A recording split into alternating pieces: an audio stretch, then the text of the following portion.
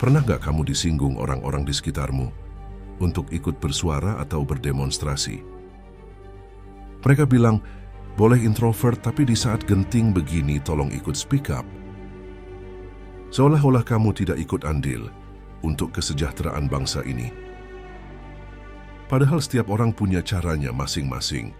Kenapa harus memaksakan semua orang harus mengikuti cara kalian? Kalau kalian sukanya turun ke jalan buat rusuh, silakan saja. Kami lebih memilih cara mendoakan negara agar damai apapun yang terjadi. Kalian bilang kami apatis. Kalian bilang kami tidak peduli, tapi kamilah yang diam saja. Ini secara diam-diam juga membantu perekonomian negara dengan cara kami. Negara ini rusaknya sudah banyak. Bukan cuma dari pemerintahannya, namun juga dari rakyatnya sendiri. Kalian yang mengatakan mereka korupsi, kalian juga mencuri besi. Apa bedanya? Hanya kalian tidak kebagian kursi karena jika kalian dapat, kalian juga sama seperti tikus berdasi. Banyak orang-orang introvert yang dikira apatis, namun akhirnya bekerja di luar negeri. Bukan karena mereka tidak peduli, hanya saja tahu sangat sulit mengubah mindset SDM negeri ini. Ingat, tidak semuanya pemerintah itu isinya tikus berdasi. Faktanya juga, tidak semua rakyat punya pikiran bersih.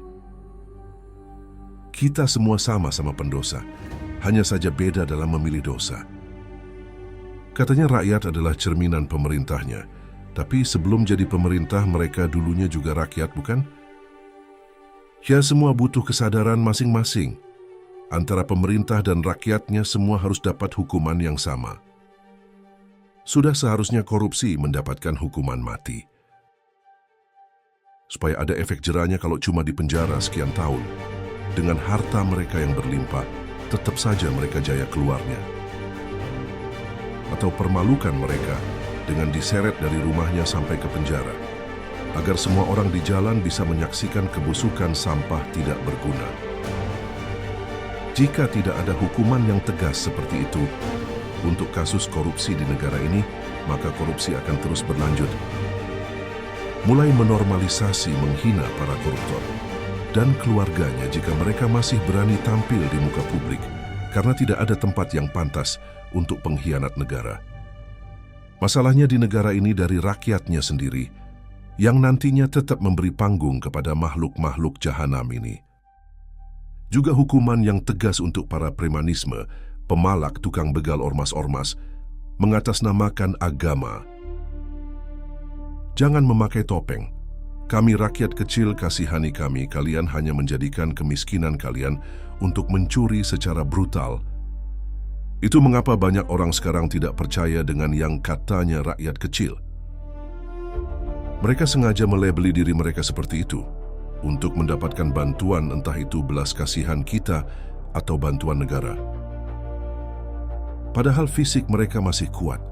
Mereka masih mampu bekerja, namun sudah terlena dengan hasil meminta-minta yang lebih besar daripada kita yang bekerja nyata. Padahal rata-rata mereka seperti orang beragama, namun mereka mengingkari Tuhan Maha Adil karena kalau mereka percaya Tuhan Maha Adil, pasti ada rezeki untuk tiap yang bekerja nyata, bukan meminta-minta.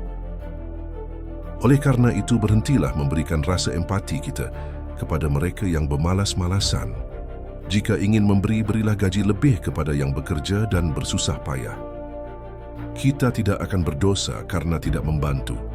Sekitar justru mereka yang lebih berdosa, menyia-nyiakan hidup yang Tuhan beri kepada mereka hanya untuk menjadi benalu bagi sesamanya. Mari sama-sama berdoa agar negara kita jaya dan bahagia, dihindari dari para pejabat korupsi yang tidak tahu diri, serta dari rakyatnya yang sudah tahu miskin malah beranak pinak, menyusahkan sekitar dan negara. Semoga lahir kesadaran dari semua SDM-nya, tidak saling menyalahkan, introspeksi diri masing-masing. Para introvert cuma ingin hidup damai, pengen lihat medsos normal, bukan huru-hara mengadu domba. Buat para pejabat yang lari ke luar negeri dikira di luar negeri, tidak ada weni Anda. Kami kejar kemanapun, wahai para makhluk rakus tidak tahu diri. Dan untuk para rakyat yang katanya pengen pindah ke luar negeri, dipersilahkan dengan senang hati. biar pada tahu hidup di luar sana lebih keras. Jadi, baru tahu caranya bersyukur setelah tahu. Mari jadi manusia yang pandai bersyukur, katanya percaya Tuhan kan? Berarti semua yang terjadi atas izin Tuhan, tapi pada lihat tingkah lakunya menyalahkan sesama manusia, kayak tidak bertuhan.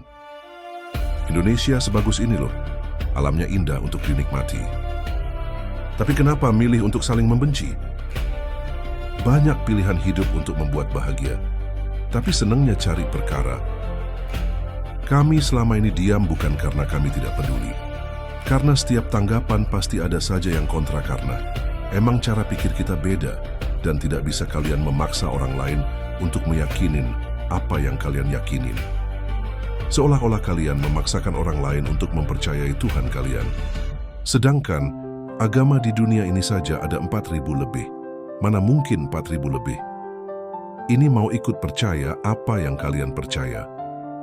Selain tidak bisa memaksa orang untuk percaya, mereka pun tidak sudi satu akhirat dengan kalian, terlepas dari kiamat itu ada atau tidak, atau adanya malah reinkarnasi. Yang terpenting adalah selama di dunia, kamu berguna untuk negara dan alam semesta. Karena kalaupun kiamat ada, kita akan mempertanggungjawabkan semuanya sendiri-sendiri. Kalaupun malah reinkarnasi yang terjadi, ya tinggal tunggu balasan karmamu di kehidupan berikutnya. Karena kita semua tidak ada yang tahu pasti apa yang akan terjadi nanti sampai semuanya terjadi. Jadi selama itu belum terjadi, berhentilah merasa paling benar sendiri. Semoga mulai sekarang kita bisa lebih fokus meningkatkan kualitas diri dibandingkan sibuk mencari kesalahan orang lain. Semoga negara kita damai, kita semua berguna bagi bangsa, negara, dan dunia.